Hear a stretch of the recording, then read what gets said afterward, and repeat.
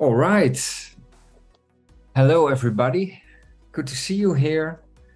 And we have some new faces. And I don't want to spend half the meeting on introductions, but I think it would be very nice if you can just in 1 minute max tell a few things about yourself if you would like to. Should I call out people or will you take the initiative? It's always the question. I'll call out people. I see Mitron. I'm not sure if I'm pronouncing it correctly, but you can hit me for that. Yes, thank you. And yes, you can call me, and it's me, John. Okay, so you can call me. I'm from Vietnam, and I'm friends with Felix, and I'm also friend with Thibaut here. And I'm from the Eastern Town Hall from the Cardano ecosystem. And I'm helping with the community managers with boosting the community in Vietnam. And so that's something about me. Okay, so it's very nice to see everybody here. Thank you. Cool. Great to have somebody from Vietnam here. Wonderful. Thank you for joining me. Then let's continue with Daniel.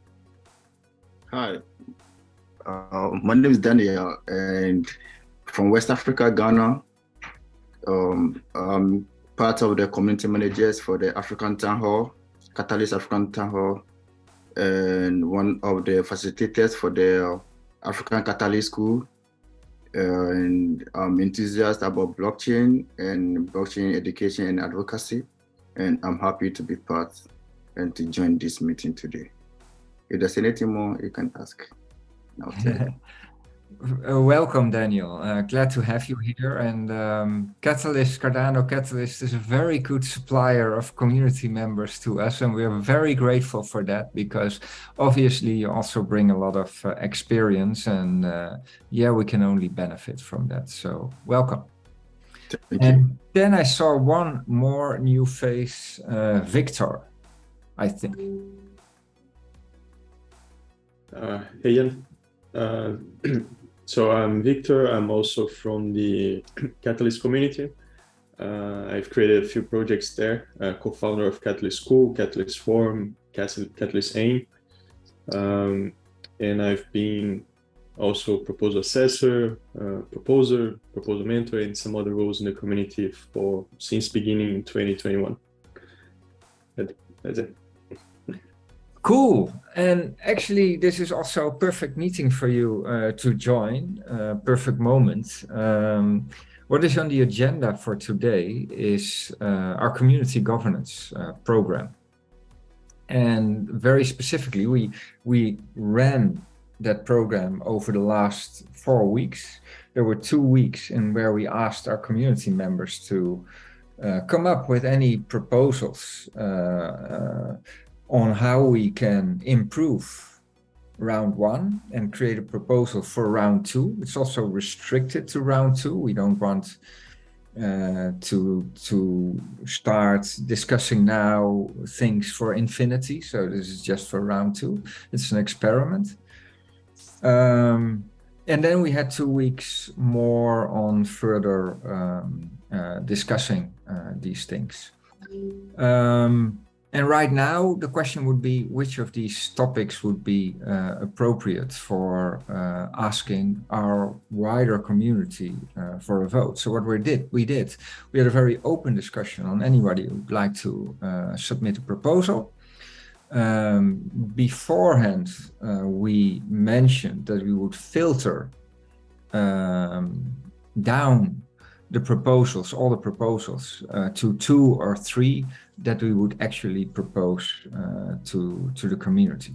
We don't want to overwhelm the community with 15 proposals. Also, some are connected or somewhat overlapping. Some are more suitable, some are more popular than others. And yeah, I think it would be a very interesting experiment to see what the community thinks of that. And to give you a little bit more context on this for those here in the group or those who are watching this, if you didn't follow this experiment. what we're aiming to do, it's an experiment. It's an experiment in governance. So one aspect of it is that we really would like to learn what the community is thinking of the current rules set and conditions of deep funding and where you think we can improve. But we also see this as an experiment in reputation management and an experiment in incentivization.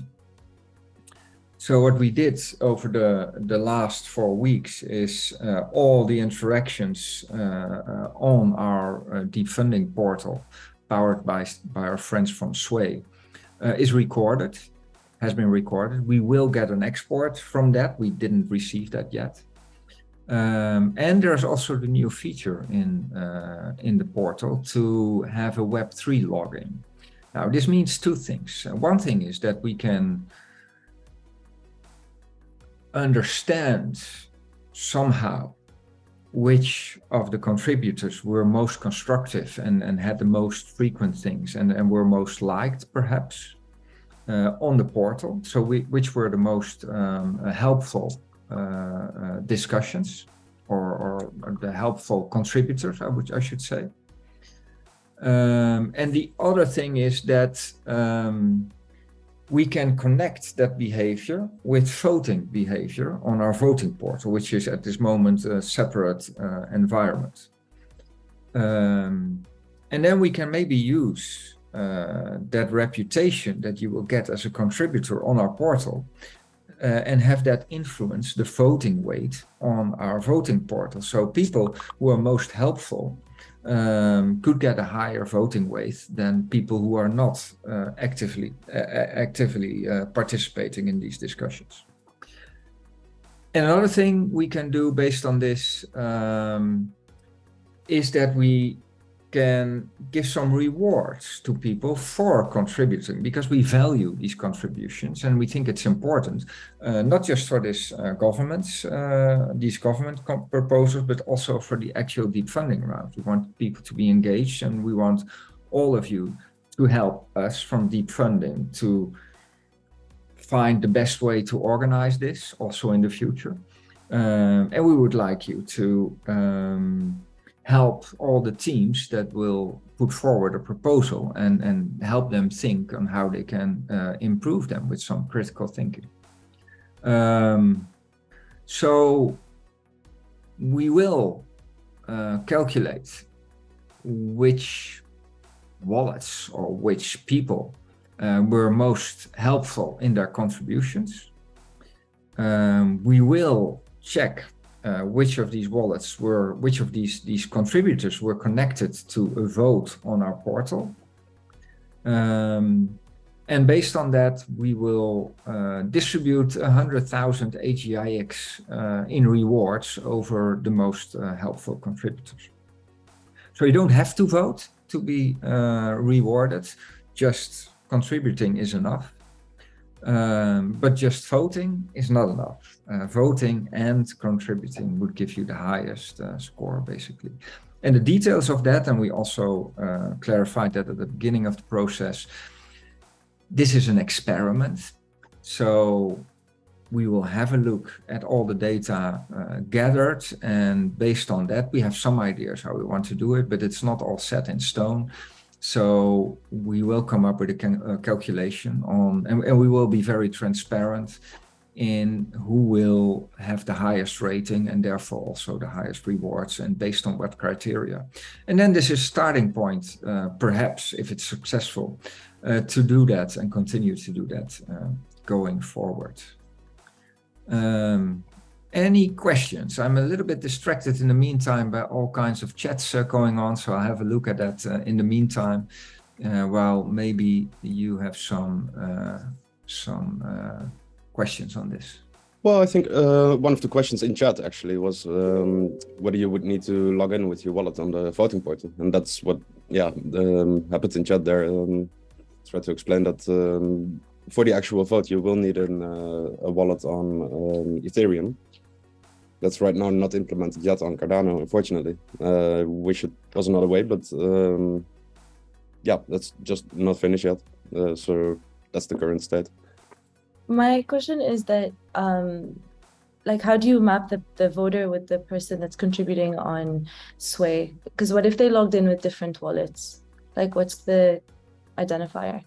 If they're logged in with different wallets, we can't connect them. So that's a prerequisite for, if you want us to connect you, then you would have to use the same wallet in both areas. Maybe we can, well, that depends a little bit on the functionality on Sway. I can imagine at some point there will be an option to add your Cardano wallet also for getting the rewards. So the rewards will be actually AGIX. So to make it more complex, the reward will be AGIX on Cardano. Because otherwise, also the transaction fees on Ethereum, etc., would be too high. So we'd like to avoid that. And it's also part of the treasury of deep funding, which is also made out of AGIX on Cardano. So we are very committed to Cardano and having AGIX on Cardano. But we also have a pipeline still in development, and yeah, this is just one of the features that has not been developed as yet, but will be hopefully pretty soon. Yeah, and how we will exactly do the things like, so if you have if you have what I expect will happen is that you have a main wallet on Sway, which you use. If you use the same wallet in our voting portal, it will be connected. But if that is an Ethereum wallet, you will also, there is a text field where you can add your Cardano wallet, so we know to which wallet we can disperse the amounts. So that's basically it. And as mentioned, it's an experiment. Also, some features still may need to be built for that, not just on our end, but also on the portal. So it's an ongoing journey. But mainly, I wouldn't want to wait for all the functionality to be ready and to be perfect before starting on these kind of experiments. I think it's important to experiment and to learn. Even if some things we have to do manual that we would rather have automated, for instance, and even if we have to find out the rules as we go along at some space, I think right now, most important thing is to learn as fast as we can. Any other questions on this? Let me have a sip of coffee. In your profile, if you edit the settings, the field is called additional wallet details. If you put your receive address there, that will get you the rewards, just for completeness sake. Yeah, very good point. A little bit more concrete than I was just saying. Thanks for that, Peter. So that field is indeed already there. Just the label of the field, it may not be super clear, but the field is there for everybody, I think. So it was hard to make a special label for us. All right. If you, yeah, continue. I was gonna say, I apologize, I came in late, but where is the form that we have to submit? Well, it's not a, so if you want to be eligible for getting rewarded for participating in the discussions in this experiment, you would have to add your Cardano wallet address in a field on the profile of our portal. So in the field name is other wallet or something, I think. And there you can just in a text field add your wallet address. It doesn't make any connection or Web3 thing or whatever. It's just a text field for us to know where to disperse your amounts. Okay, so we put that under our profile in Sway. Yeah, yeah. And if you would like to vote on the proposals that we will be discussing, then you would have to go to the SingularityNET voting portal, which we will communicate soon, or when it's time. Yeah, pretty soon actually. But for that, unfortunately, at this stage, you would need an AGIX on Ethereum wallet still. Okay. Perfect. Thank you. All right. I'm just closing some distracting applications here to get rid of all those strange sounds.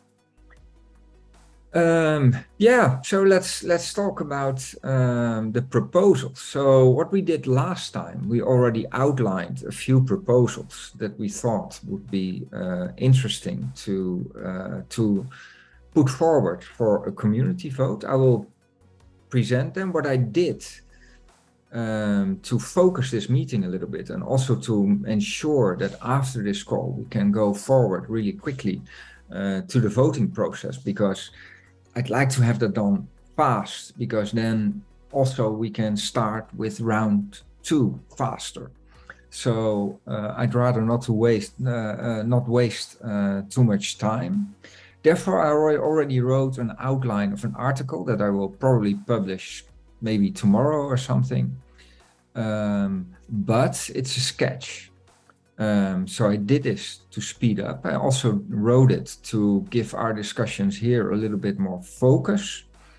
But you're completely free and to make any comment you want, and we're completely open to make any changes.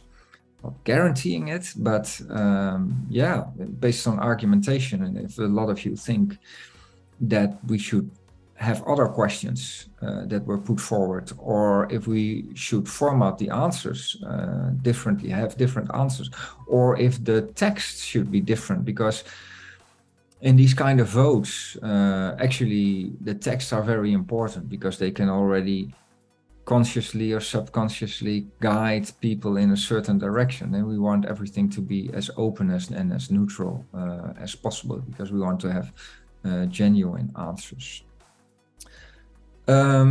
Yeah, so is that clear? Then I will share my screen and just go through the parts where I already took the liberty to describe what I think, based on the input over the past weeks, are appropriate proposals to ask the community. Let me see. If you have any comments or things, just shout and just make yourself heard. So we don't need to go over the whole document. Actually, I shared this document in our Discord space. I didn't do it on Telegram, but I thought Discord would be a good channel for this. So anybody of you could already have read it. I'm not sure if you did. So what I'm doing in the document is, let me first go here. These are the proposals for voting, and I will come back to that later. But I also outlined some other things that I think we will be changing in the next round. If you want, we can also shortly focus on that, but yeah, due to time, maybe it's best to first focus on the maximum 3 questions we should put out for voting.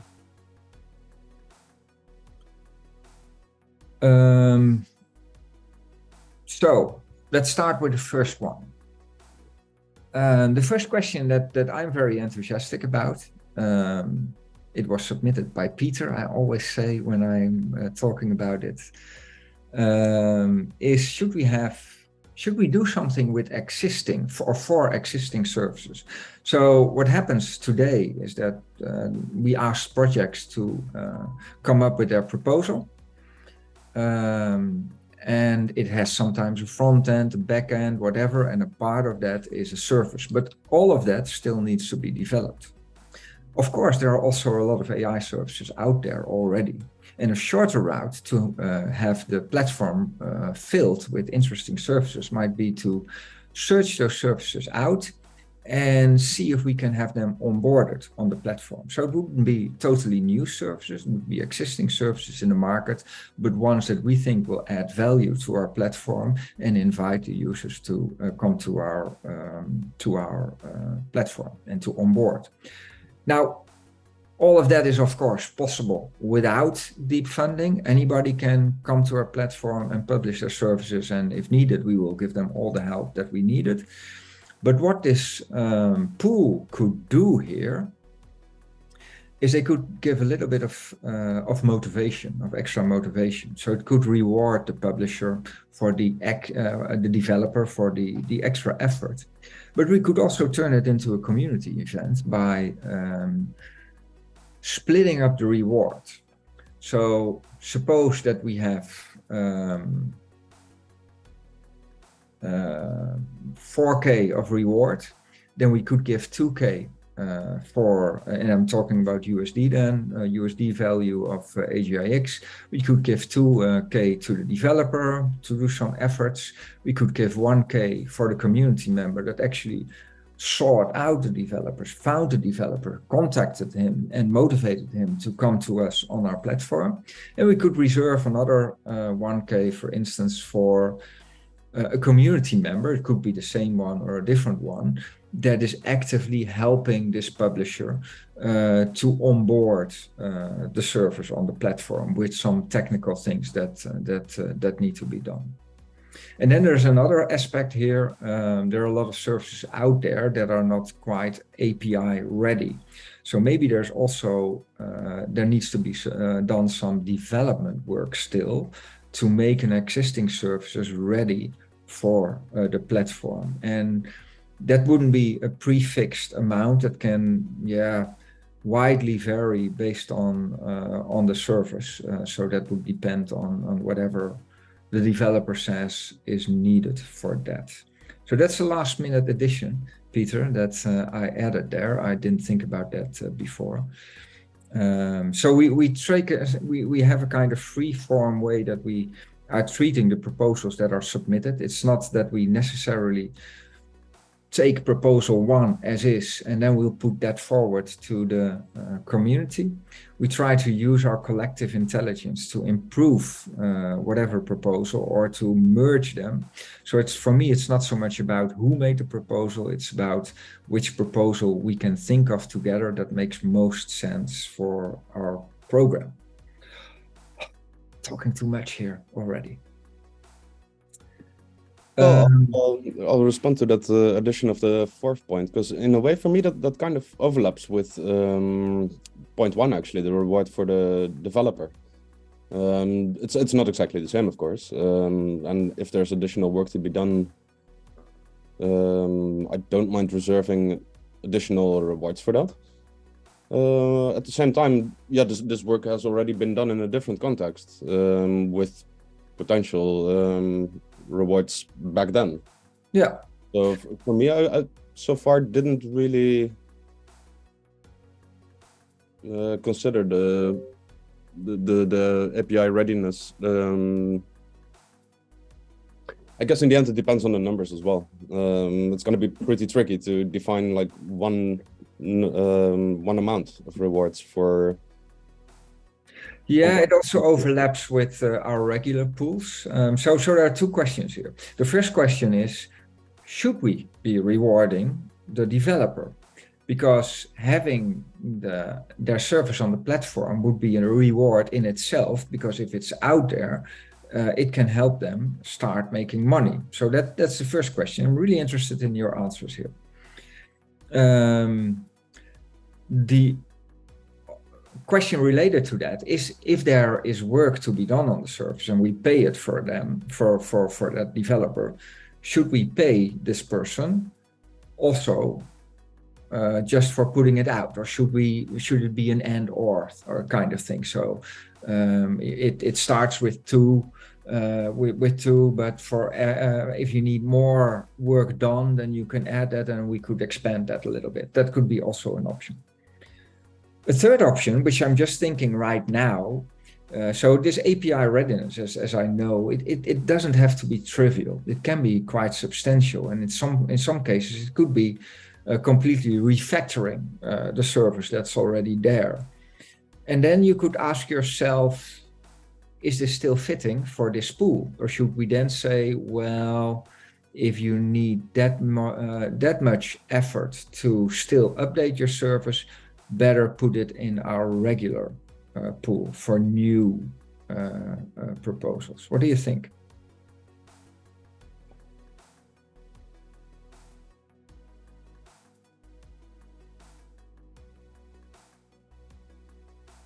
I'm keeping quiet here.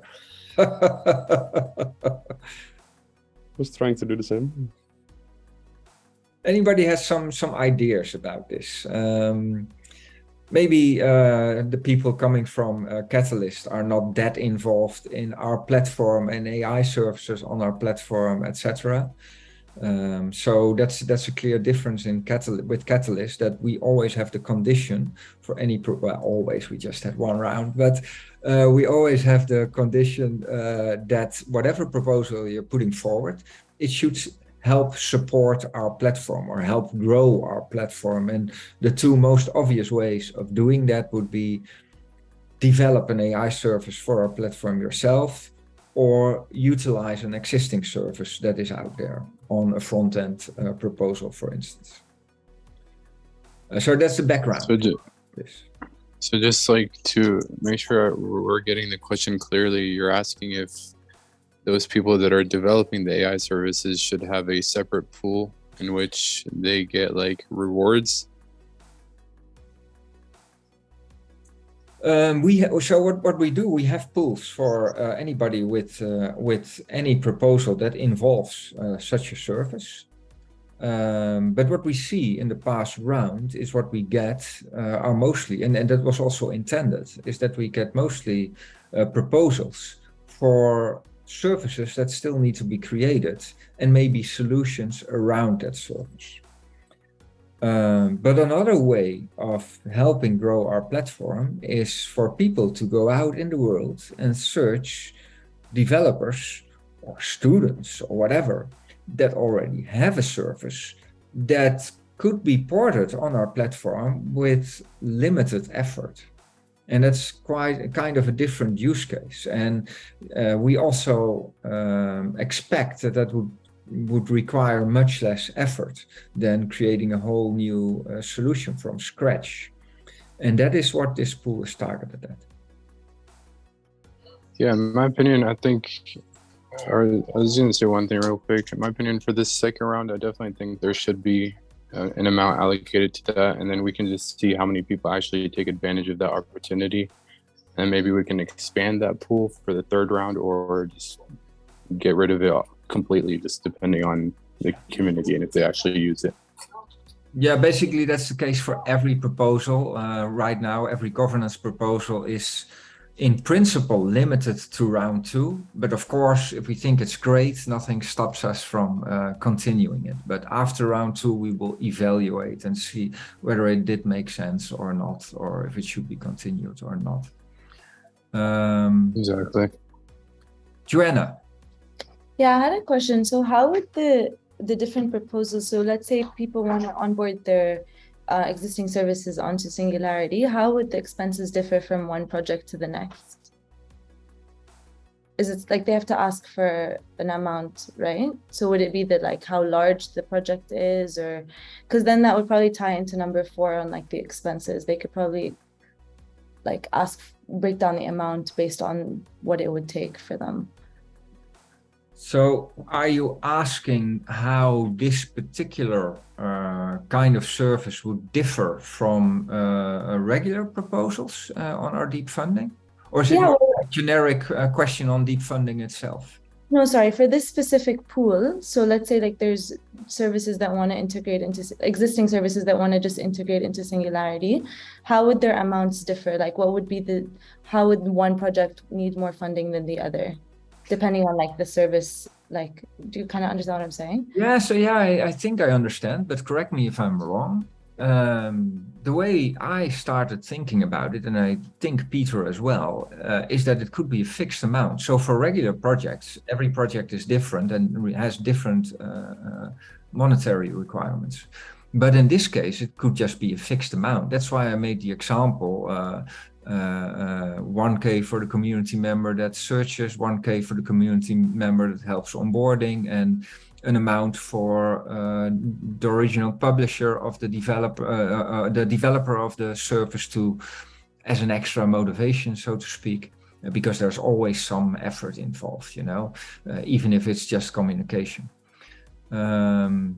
But then I thought, whoa, wait a minute, a lot of servers are not quite API ready, or maybe they need some other tweaks, or maybe they need to update it or be trained again or whatever. So there might be some work involved, also some actual development work involved for onboarding these existing services. And in that part, they might differ from each other. Does that answer your question? Yeah, that makes sense, because I'm thinking like maybe it could be that certain proposals are just dedicated for those people that are doing the outreaching, but then maybe the people that are interested in integrating, they can actually put in a proposal and break down their expenses. So if they're not API ready, they could ask for a higher amount. So then it's not a fixed amount to actually onboard them, if you know what I mean. Yeah, exactly. Yeah, exactly. So that was what I was trying to add with this API readiness or whatever needs to be done, and that we could have fixed amount for certain parts, and then a variable amount based on specific requirements that need to be developed or something. I see 2 hands up. Tivo. Yeah, answering also on the way I see it is that this proposal or this campaign will help people to they make their after price. So maybe one says, Stable Diffusion, I can create cool, nifty like front ends and something which is already an existing program, and says like he only needs 50,000 and provide some kind of graphical evidence what he's proposing. But then another one is like, 5,000. It's gonna create like a competition, I feel like, because it is somewhat, integration is like one part of development. So it's not, you can compete there compared to just pulling entire new solution out of glue. So, and yeah, I feel like that's good to have. But just question, right now we are not choosing ourselves what is the answer. We are just going over the proposals which other are going to vote on using the wallet, right? Sorry, yeah, I thought I'd stop sharing. I think that's a little bit nicer for people who would be watching this later than just having the text in view all the time, but we can switch now and then. Your question was what we are actually voting for right now. What we're discussing right now is which questions and answers we will put out for a community vote. So in this case, I would ask the community, maybe it's good also to have a look at the answers right now. So the question would be, literally, or whatever, however we will change it, should we create a pool for searching and onboarding existing AI services? And then the possible answers would be, yes, this makes sense as a specific pool next to other pools that propose complete solutions, or new services that need to be developed first. So that would be the other pools. Or yes, but it's such a great idea that let's focus the next round completely on this approach. That could be another answer. Or the third answer, no. Although onboarding existing services is important, stimulating this should not be the purpose of deep funding treasury, which is also a valid choice. So what we are discussing right now is this the right question to ask to the community? Is this the right topic to ask to the community? And is it covered the right way? Is the question asked the right way? And maybe there's an answer D that I didn't think about, or maybe one of these answers should not be put forward to the community at this point.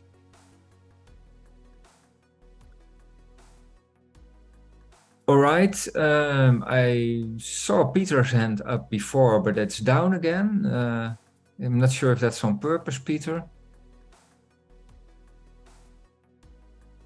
I don't hear you. Oh, I saw your lips move, but I didn't hear you. Can you hear me now? Yeah. Okay. Yeah, I just wanted to point out something.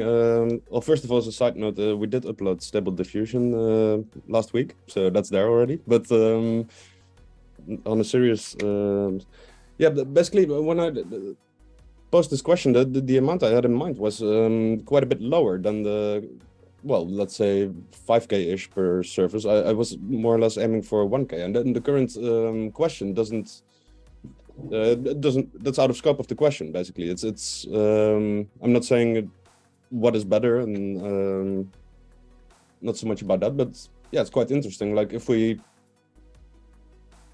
in a way, I would almost want to ask a follow-up question. If the answer would be yes, then I would want to also have information on what people think that makes sense on a cost level. Because, well, if you spend 1,000 or 5,000 per service, I would rather have 5 times as much services.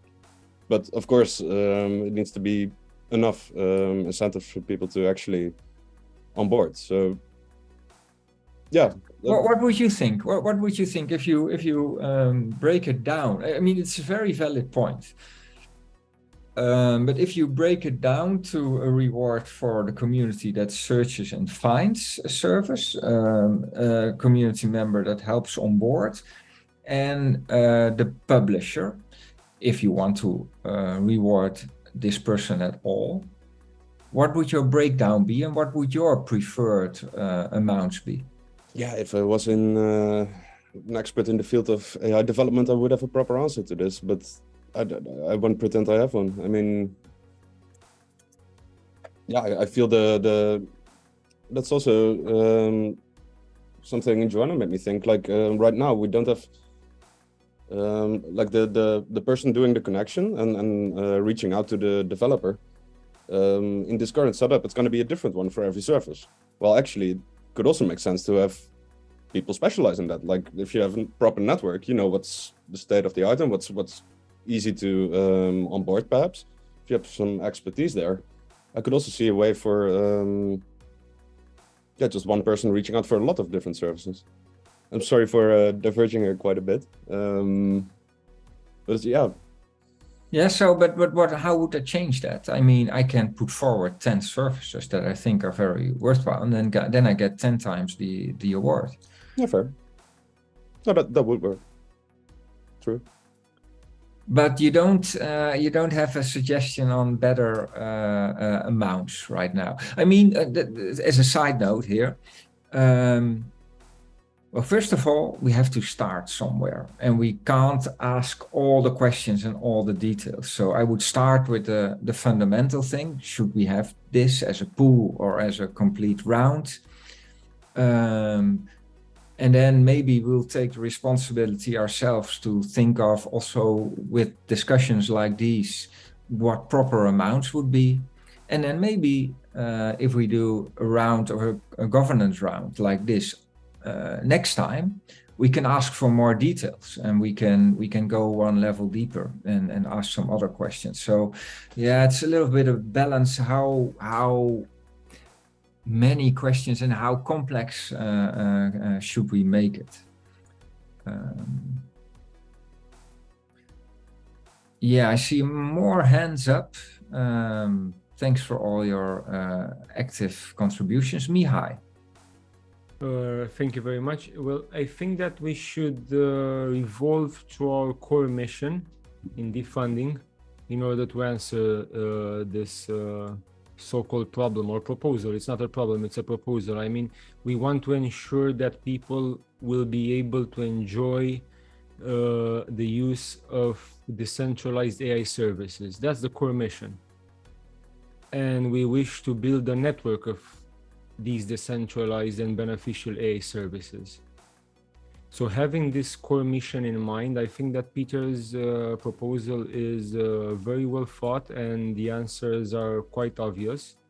And I think that we should follow through in order to onboard any service that falls into our quality checks in terms of background evaluations, quality, security, intention, etc.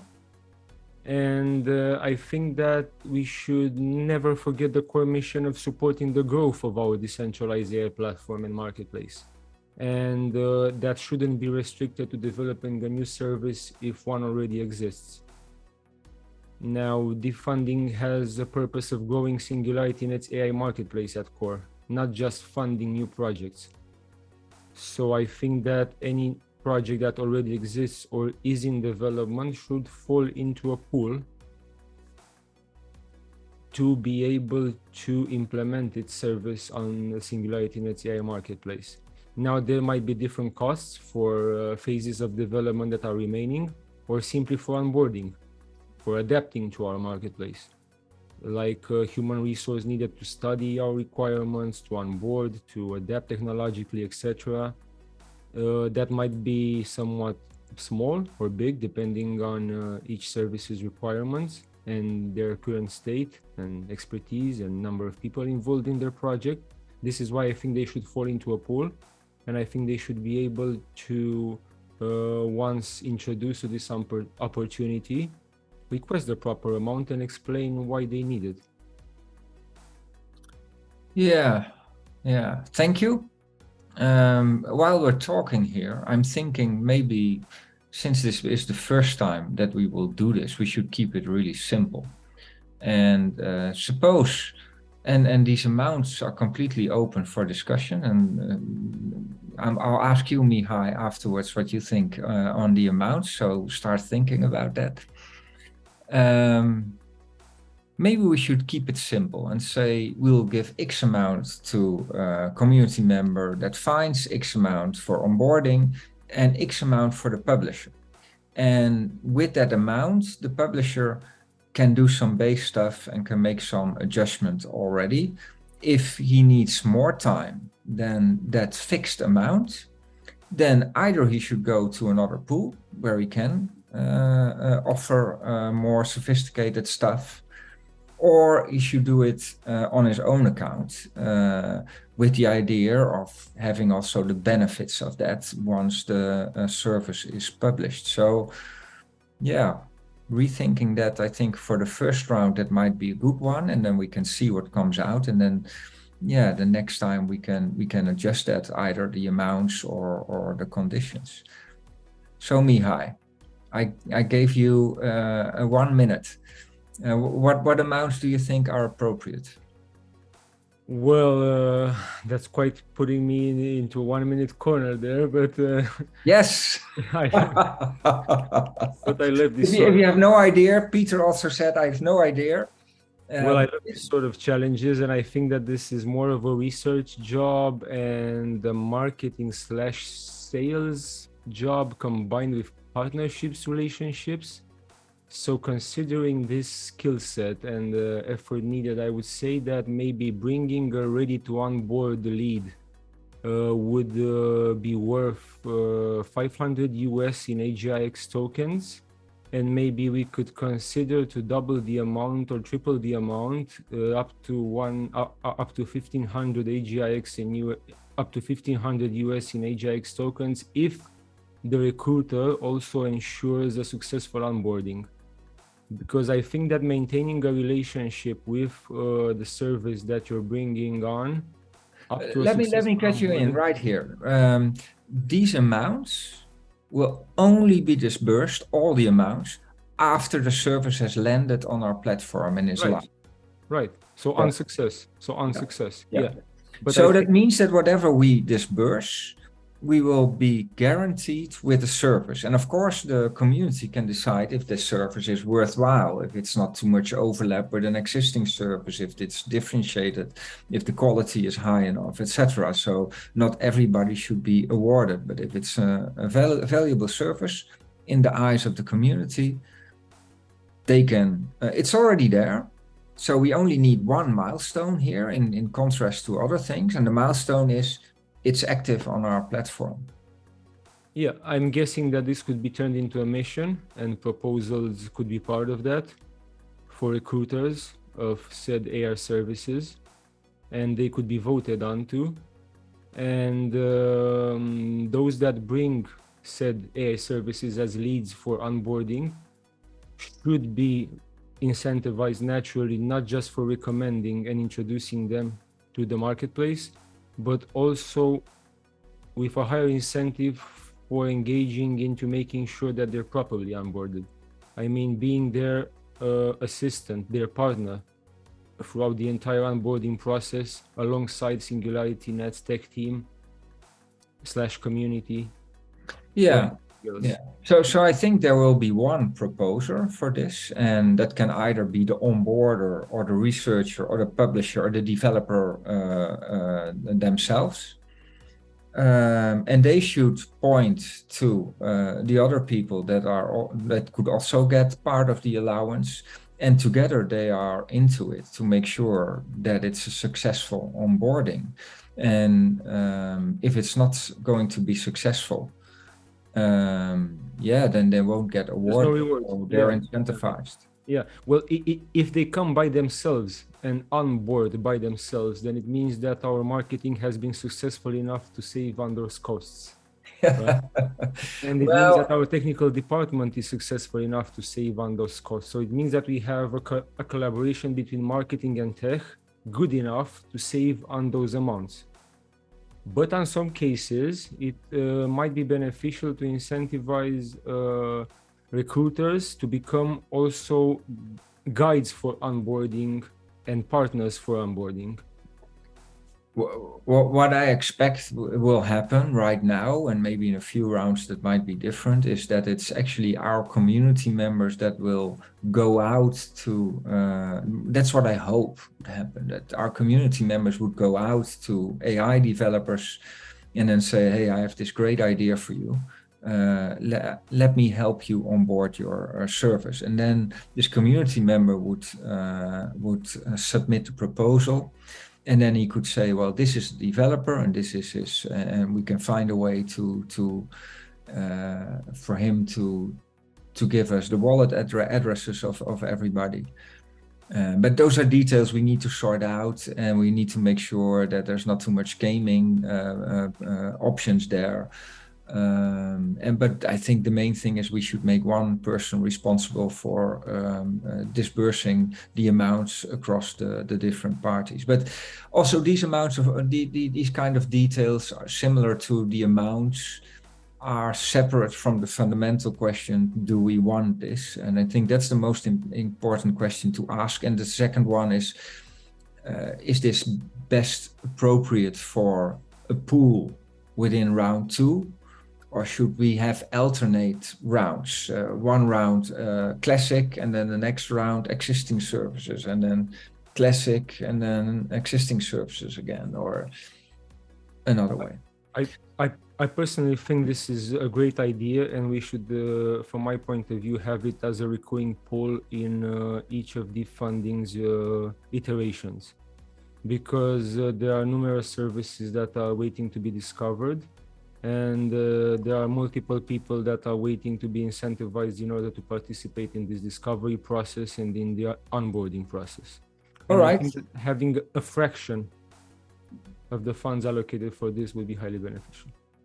All right. Thank you. We have to move on also to the other questions.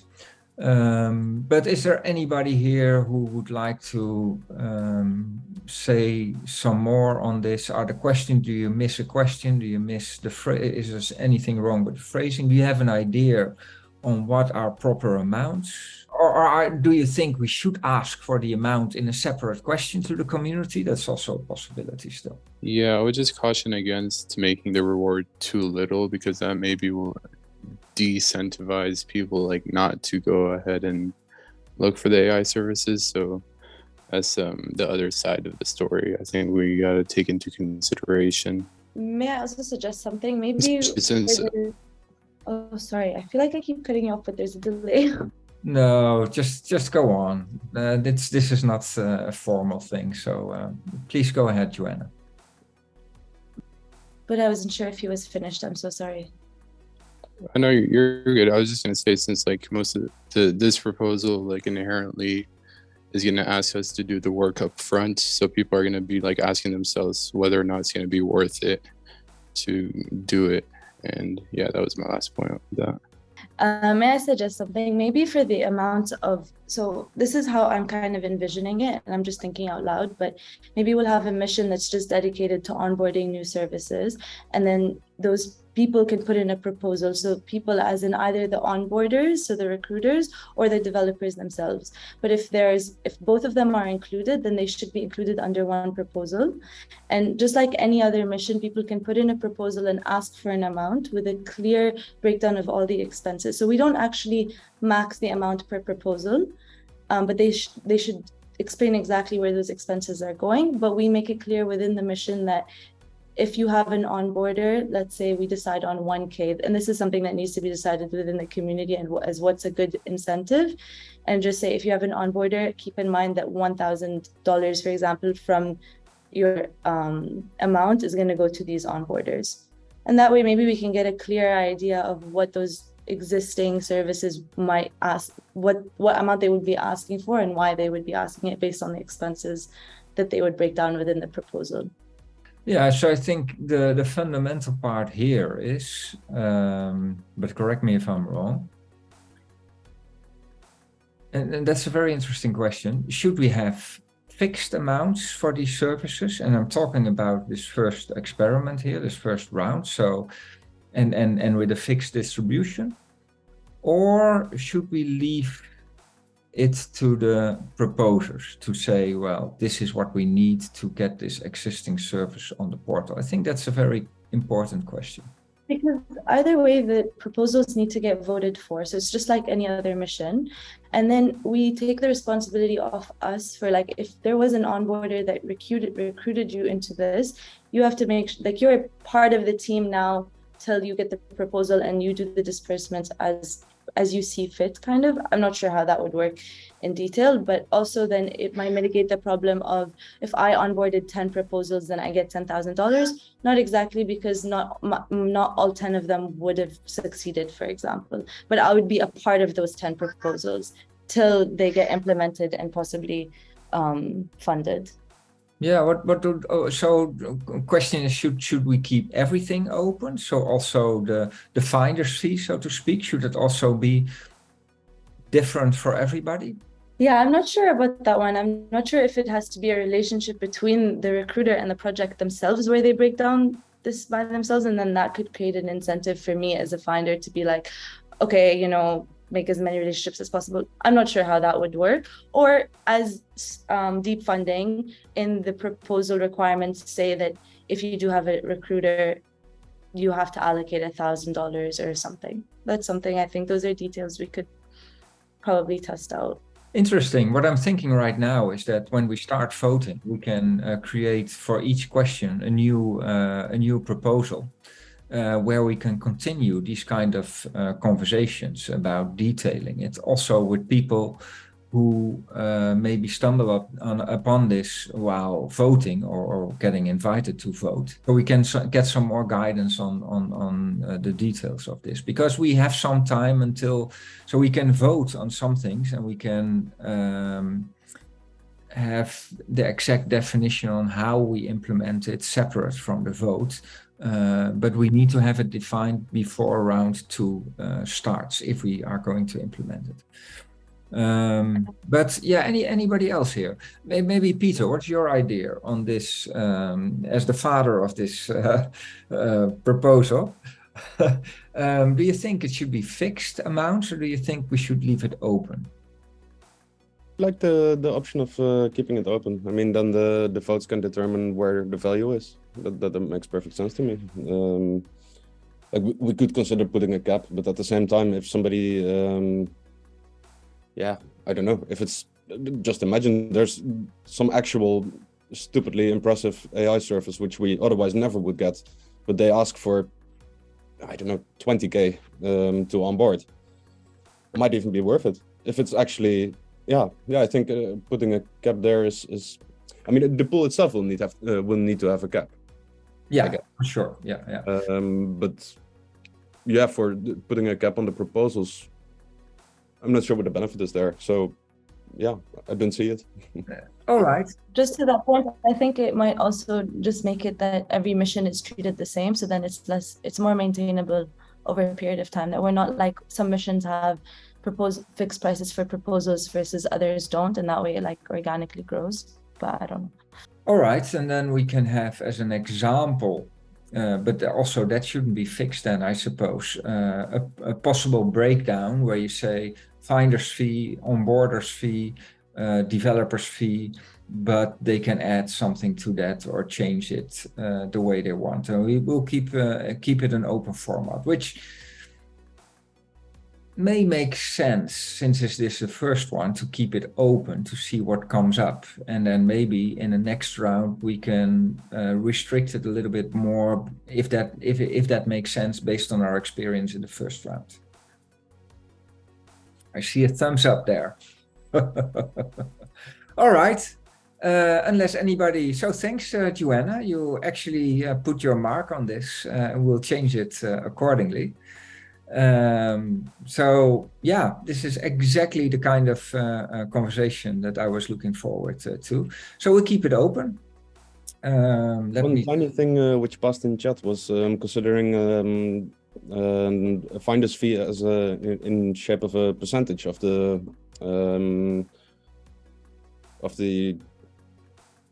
Thanks for joining, Kevin.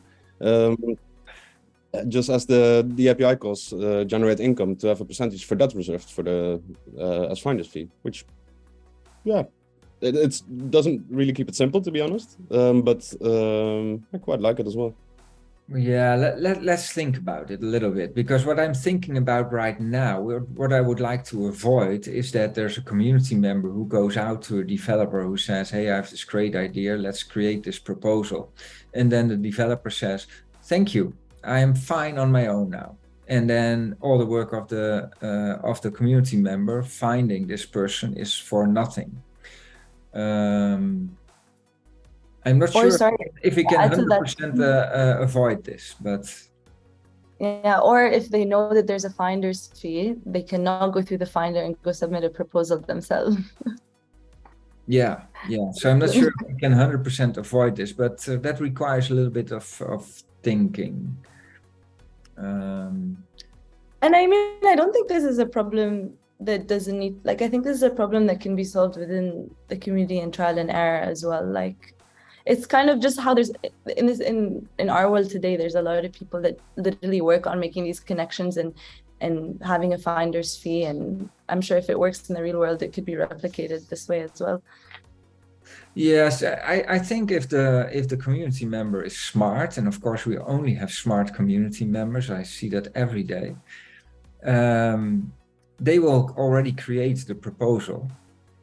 They will talk to the developer, and if the developer is interested, they will first create a proposal with the details of the service, and then onboard the developer in that, and give him sufficient details of when, where, etc. And then this community member will be safe. So yeah, let's not dwell too much on all the details. And I'm sure if we've done this once, we have new learnings and see what can go wrong and what goes well, and we will think about more things. We have a half an hour left and 2 more questions to go. So I suggest we go to the next one. Yeah, when worst comes to worst, we could, if you think we really need more discussion time on this, we can postpone the whole thing and have another discussion next week. But yeah, let's try if we can still wrap it up today. I'll share my screen shortly for the question. I'll just read the question and the answers out loud, and then we can have a discussion on it. So question 2. Should we limit the risks to our deep funding treasury by defining a minimum exchange rate for AGIX to USD? Answer A. Yes, this will remove treasury risk in extreme scenarios and keep the treasury sustainable. B. No, this will hinder teams to make the necessary investments. Deep funding and SingularityNET should take the full risk of downward and upward exchange rate movements. Or C, yes, but as a consequence, we should disburse the milestones award at the beginning of each milestone stage, not after delivering a milestone, as is currently the case. So I'll stop sharing, I think. So the idea is that should AGIX go to $0.1, then we could lose the whole treasury with just one disbursement, theoretically. And even if that would be just temporary or 1 day or 1 week, that could pose a risk. So for sustainability of the fund, I have huge confidence in AGIX on the mid and long term, but in the short term, there's volatility. So to ensure that we also have sufficient funding on the mid and long term, we could say that we will not go below a certain AGIX to USD value. The consequence of this is that right now teams rely on the USD value, and based on the USD value they can hire people or resources or whatever they need. So if there would be a risk to them that in some circumstances they may not get the whole estimated amount, they may have to act accordingly. So one thing could be that they promised us this milestone, but if for some reason the AGIX exchange rate would be lower at that time, they will get less money. So we can't hold them to their end of the promise if we don't keep our end of the promise. That's part of it. The other part of it is this might be, so right now we ask the teams, give us your deliverable of a milestone and show it to us, and then we'll give you the amount that was needed to create that afterwards. So that's a very good risk management to ensure that people are not running away with the money. But if we would do it like this, and there is always a small risk that they wouldn't be paid out the whole estimated amount, maybe then it's better to say, well, we'll do the disbursement at the beginning of that milestone, and when you deliver the milestone, we'll give you the next part for the next milestone. To be honest, this was already a discussion to begin with the current teams, but so I have one concrete question on this thing. Well, of course, first is, do you agree with this? Let's not talk too much about the amounts here in respect of time. Do you think we should do this as a fundamental conceptual thing, or should we keep taking all the risk, which is also a valid option? And the other very specific things is, should we ask the community about the moment that we will disburse the milestone, or should we simply state, if we go for this option, then the consequences that we will disburse the money for each milestone at the beginning? Any input is welcome. I'm not even sure this proposal should be up for voting for entire community. Like, I'm not really very good maybe in financial stability and stuff, but I would assume that the best approach is that when the funding round starts, you actually move your AGIX to dollar amount, you make your own liquidity pool, so that there is always the security of the funding amounts are given. There are two reasons. Let me interrupt you, Tivo. There are two reasons that we are not doing it. First of all, it would mean that at the beginning or at the end of a round, when we have voted, that there would be downward pressure, predictable downward pressure on our token price, because we would be having all these amounts that were awarded exchanged to a stable coin. So anybody could calculate how much transactions or what amount of transactions there would be, and maybe estimate what the effect on the token price would be, creating front runners. So that's one thing. And having it milestone based and doing also, just giving AGIX away will mean that there will be no sudden impact, that any pressure on our token would be over the long run.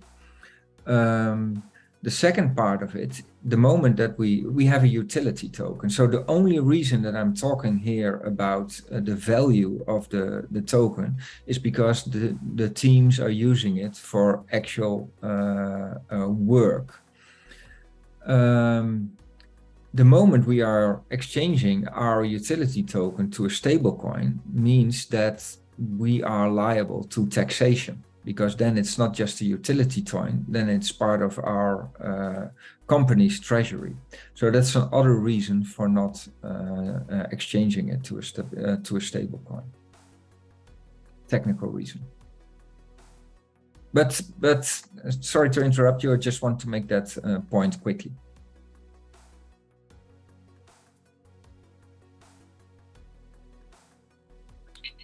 What would you?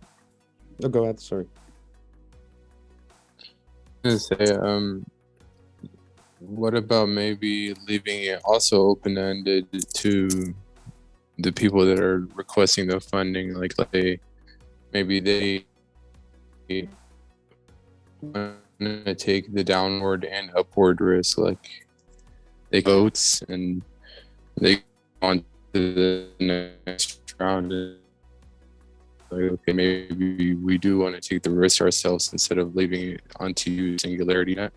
Milestones are achieved. Would that be a possibility to like leave it open-ended as well? Yeah, you were cutting out a little bit, but I think I got your question. Leave it to the teams. Yeah, of course, the teams already have the freedom. We give them AGIX and they can keep it in AGIX or they can turn it to stablecoin. So they wouldn't need to do anything else. The only thing we could change is that we would fix the AGIX amount at the beginning of the development period. So we would agree with them, this is what you get in AGIX, no matter what the exchange rate is doing. And maybe some teams would be open to that. I thought about maybe having a pool, an AGIX pool and a USD value pool. I think the main downside there is that it will add a lot of complexity and it will be very hard to explain to people, especially if there are some people that are not very intimate with the blockchain space as such, to explain the difference and the workings, etc. That's my main issue here.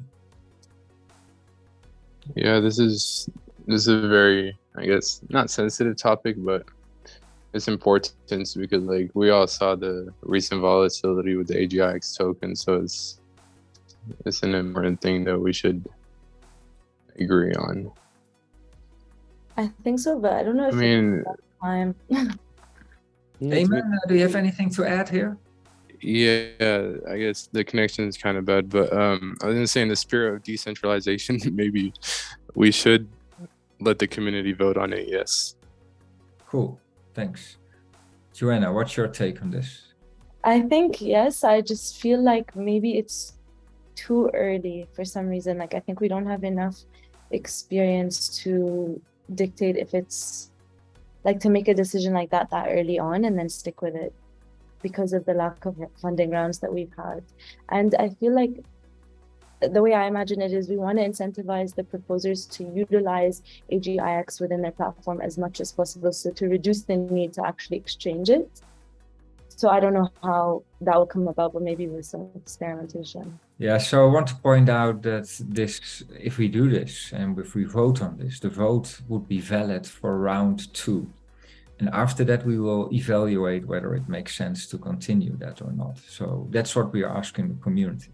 Well, did the first round of people that got funding, like, did they have any troubles with the volatility? Like, how was their experience with receiving the funding? No, that's going pretty well. What I do see is that when I make a disbursement, I look at the spot market at that moment. And that's the amount that I will transfer. And yeah, it can change from day to day. But it doesn't matter to them because I notify, hey, I made the disbursement. And then they can do with it whatever they want. And if they're quick, yeah, they can put it in a stable coin or exchange it to USD somehow if they want, or leave it in AGIX if they want that. But there's not a real issue. But we did award in the first round, at least put forward $1 million in AGIX. So if we do that in the second round also, and in the third round also, then and we are just at the beginning of the disbursements of round one. I think maybe 25% of the total amount has been disbursed. So the rest is still out there. So with the next round, there will be more tokens out there, and with the third round more, which may overlap to an extent. So the risks on the treasury would be increased. So therefore, I thought it might be prudent to, we will take a lot of the risk, but not all of the risk. There would be some downward stop moment where we say, well, we'd rather have some damage to the current round of teams or the people who would like to have a milestone award disbursed right now, but ensure that we have sufficient funds also for the years to come. And that's kind of the balance, to avoid risking all of the treasury in a short time span where maybe the prices may be low due to the general market or whatever, and as a consequence of that, miss out on huge opportunities later on.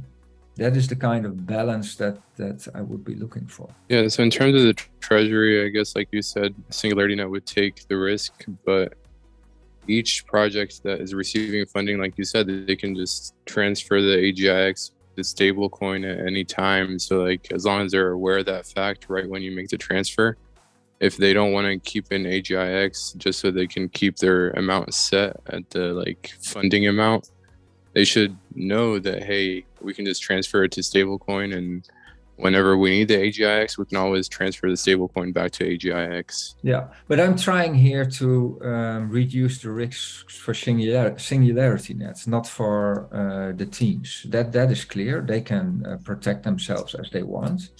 But suppose, as an example, that AGIX is $10. And they have been awarded 10K, then they would get 100,000 AGIX. Now, suppose for some weird reason that for 3 months long, the price of AGIX would not be $10, but it would be 0.1 cents. That would mean that instead of the 100,000 AGIX, we would have to pay out 10 million AGIX. And just because over this period of 3 months, the tokens appear to be, for some reason, very low. Now, I don't expect that to happen. Let's make that clear. This is just mitigation of an extreme scenario, just to make sure if there is really an extreme scenario in the market, we are protected and we can ensure our sustainability in the long run. And what if you set like an average price for the past 6 months? Yeah, but that wouldn't help the teams, because then they would. So the only thing that is relevant for the teams is the value, the moment it is disbursed, because that is what they can monetize on, right? So if it was a very high price in the past, and now today it's very low, and I give it to them today. Yeah, then they will still get a lot lower, got less than what they would deserve. So it will still give them, it won't solve their problem. So what I would like to do is always give them the dollar value of today. That is the most fair and that will help them. But just have this insurance against a very sudden and fast extreme downfall. Yeah, this is a tricky challenge to solve. Ideally, we would have this insurance and it will never be used because the price will always stay at a reasonable level and hopefully grow beyond that. That's also why I don't want to talk about the price right now. I think it's more like the conceptual thing, because this is that level we would have to define right before we start the next round. Maybe things have changed at that time, so it's very hard to define that level right now. And it will also probably be a different level from round to round. So it will, if we would do it more often. But the conceptual thing of having a lower boundary as a risk for extreme situations to protect the treasury from sudden strong depletion, to make sure that we can fund more teams in the long run at the expense of the current teams, basically. That is the question. And then the question next to it is, would that mean automatically that we would start paying out disbursements before the delivery, at the start of a milestone instead of at the end? Yeah, tough stuff. Yeah. So I think the main question here actually could be, is this suitable to ask the community, or is it too complex and too technical to be asking the community? How about rather than asking, maybe experimenting for a round? Is that possible? Like we said, and revisiting after? Yeah, sure. And this way, at least we can say we've tried both. Yeah. But what anybody else has an opinion on this? To me, it's just like choosing between two evils. But if I had to choose between the treasury surviving or the teams not being able to deliver milestones, it's an easy choice, right? Yeah, treasury needs to live on. And as for whether it's too complex to ask to the community, I don't think it is. But yeah, then you need to dive into the numbers, and yeah, then I don't know. It does get complex actually, because like what kind of minimum do you define? Well, I think this is the same kind of thing as with the first question on existing services. So we should ask for the conceptual thing now, then take our responsibility in making the detail definition, and then come back to that after the round and see if we made the right configuration, and then maybe ask about that next time. Yeah, fair. Tivo, you have something to add? Yeah, perhaps if this does go to the community voting, open up an opportunity for like an answer D, where the answer idea is that when the time comes, we then have a governance discussion. How do we handle this specific situation? So it's basically pushing down the can, but that's an option to choose. Like people sometimes think like, I feel like we are good that even if it goes 300% down or 300% up, it's the way it's designed right now feels okay, and don't want to, just the way to express, they don't have any opinion basically. Yeah. They don't see it as the first thing comes to mind is when that situation happens, the teams would like to be paid out, and we don't have the luxury of organizing a vote because that will take some time, etc. And the teams still need to pay their bills. Another reason is that we should decide whether we want to start paying out the disbursements at the beginning or at the end of the milestone, which is also related and a decision that we need to make ahead. One thing where I do see an opening, and that's a very good point actually.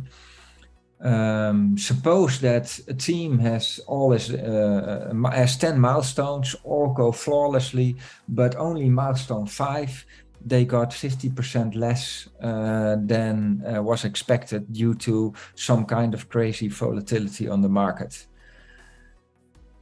Yeah, I can imagine that at the end of the road, there can be some kind of negotiation with the team, and that we say, well, our token is up now so much. maybe we can still compensate you for that. So we could give ourselves some freedom and flexibility for these kind of things. Listen, guys, we still, I see another hand up, Mihai, but we are almost at the end of the session officially, but we also still have another question to go. So I'd like to wrap this up, but I don't have a clear idea yet. So I'm thinking if we are going to ask this, if we're going to put this forward, then probably we'll have to change that milestone disbursement anyway and not ask that to the community. I'm not 100% sure yet if we should ask this question to the community, or as Joanna is saying, just experiment with it and see what will happen. If anybody has a clear opinion on that, then please. Yeah, I kind of take back what I said about asking the community also. I think we should leave it up to more, I guess, knowledgeable people about what's going on with the tokenomics and the price action, because the community might not be fully involved in this decision right now. If there are no people that are strongly in favor of asking the community, then I would say maybe we will take our responsibility and then ask afterwards what they thought about it and if it's a good idea or something, if it makes sense afterwards. Maybe that would be better than putting this forward to the community right now, which is actually a surprising result of having this conversation with the community.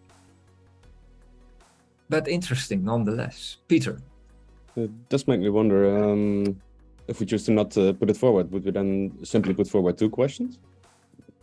I think so, right? Yeah, sure. We said at the beginning 2 or 3 questions, but we can also decide that for question 1, we do want to ask an additional question, a second question based on the amounts or something. That could also be a possibility.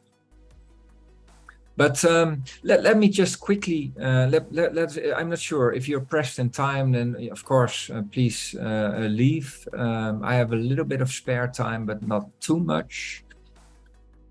Let's see if we can address the third question. I'll share my screen. And if you have any other ideas, please put it in the chat. And Peter, may I ask you to take a look at the chat, because I know myself.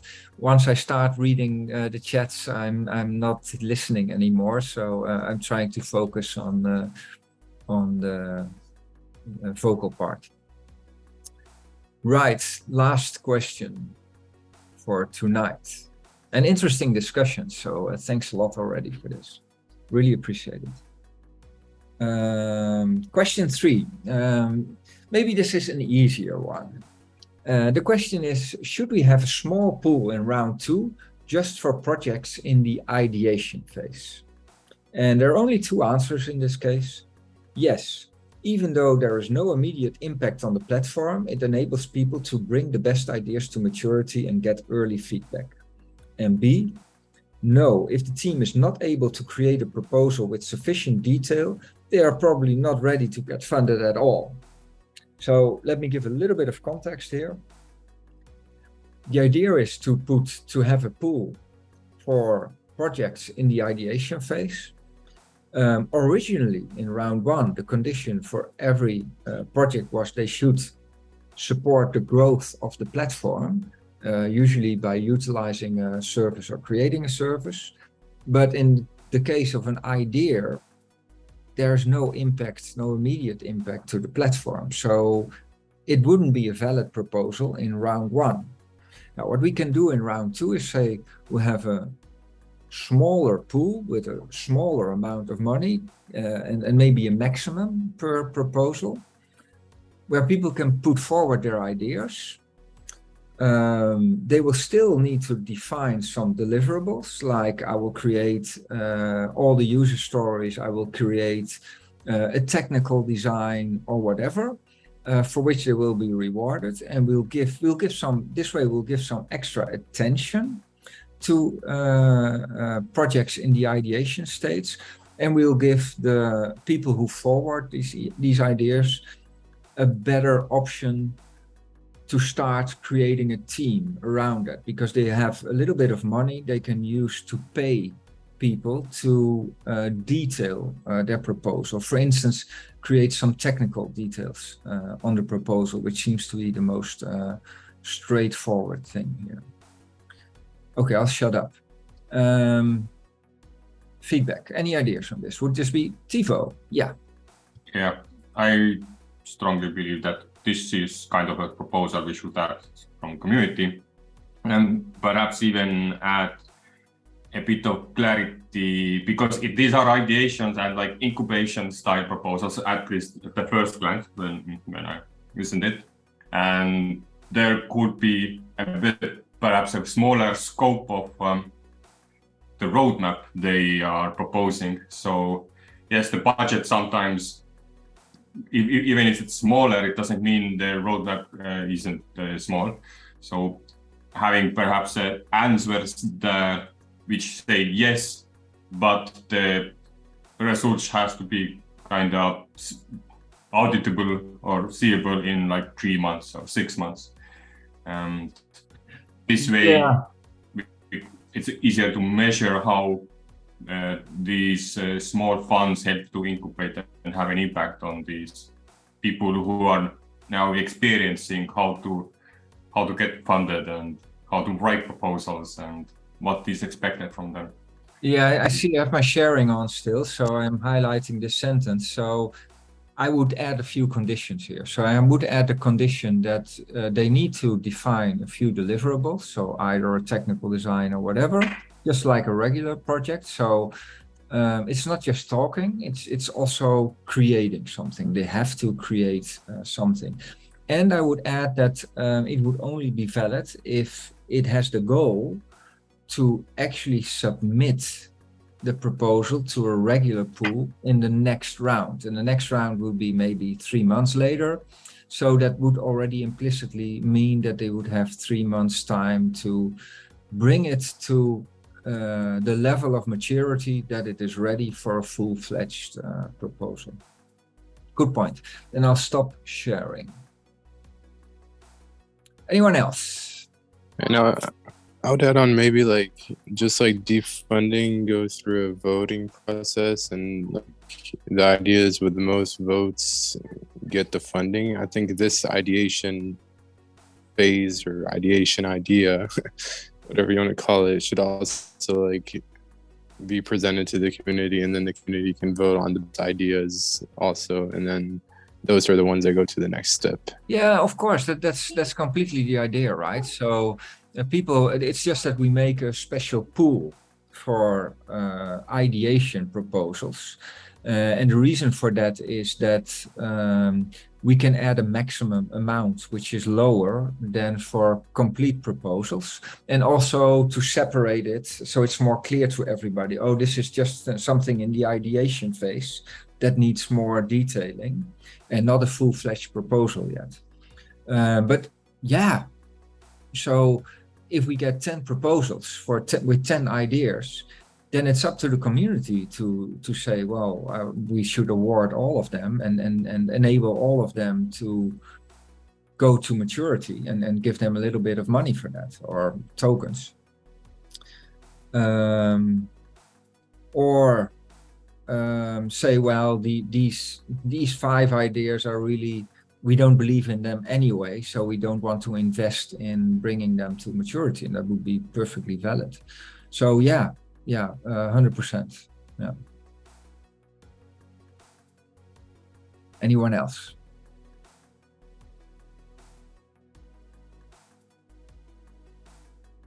I think this is actually an easier one than the previous ones, which is a good sign. And yeah, let's put it forward with the proper conditions. So if we go to voting, also to everybody listening here right now, we will just put these 3 questions and answer, or 2 maybe, in the voting portal.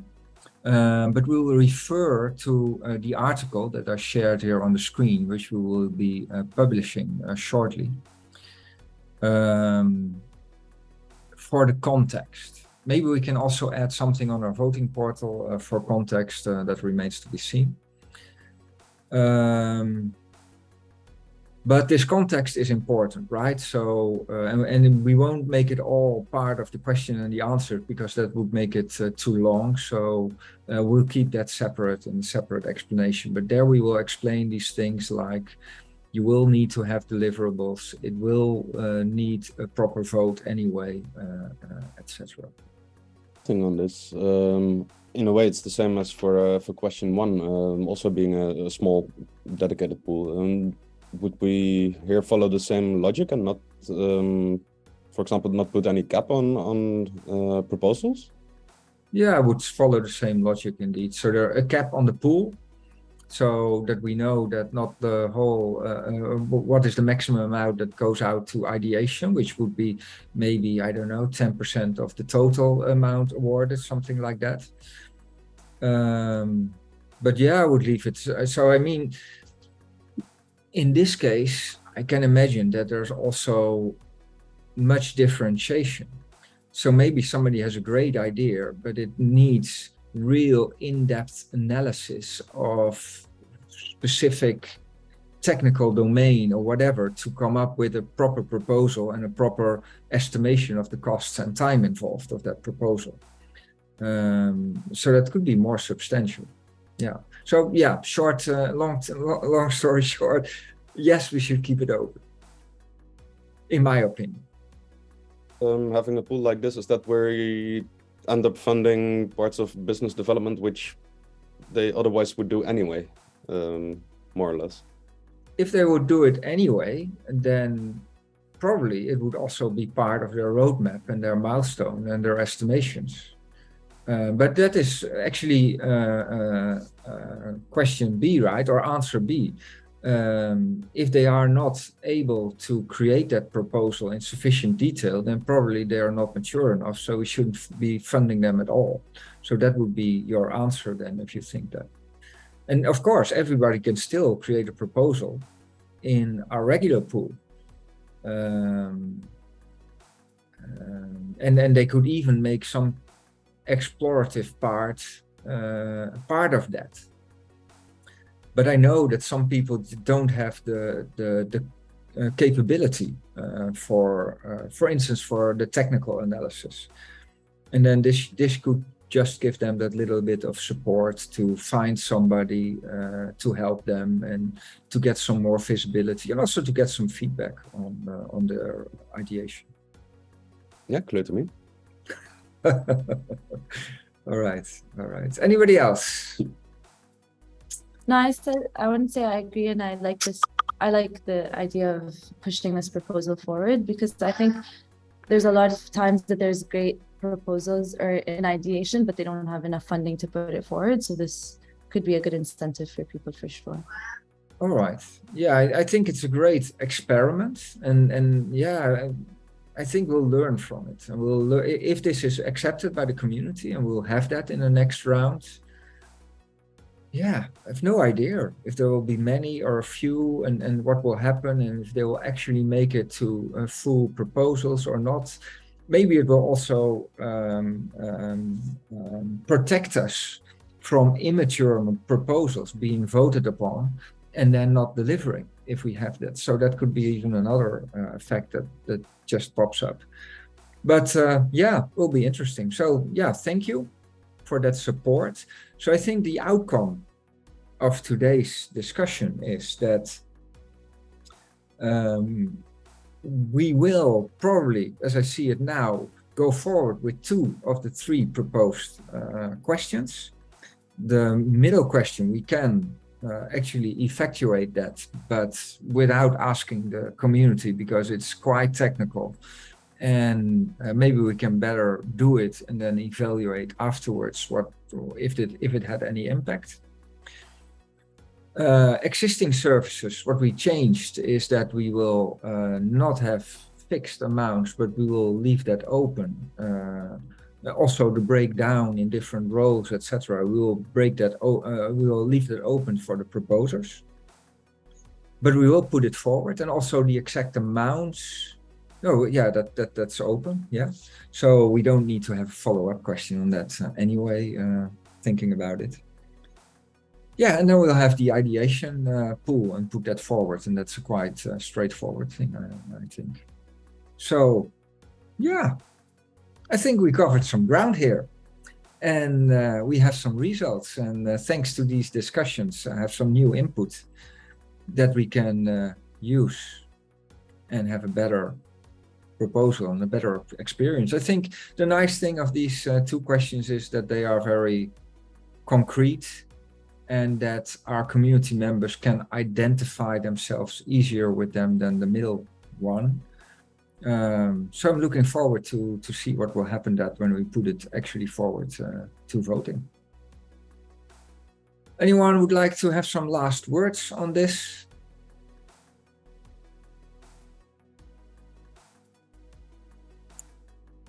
Then only 11 minutes past time, which is better than I expected 11 minutes ago. Yeah, leaves me to say thank you all. I usually appreciate your input and it really helps us going forward. And anybody who is watching this and has a different opinion or thinks we should have put other proposals forward, etc. The only thing I can say, join the conversation next time. You're very welcome. So thank you all and see you next time.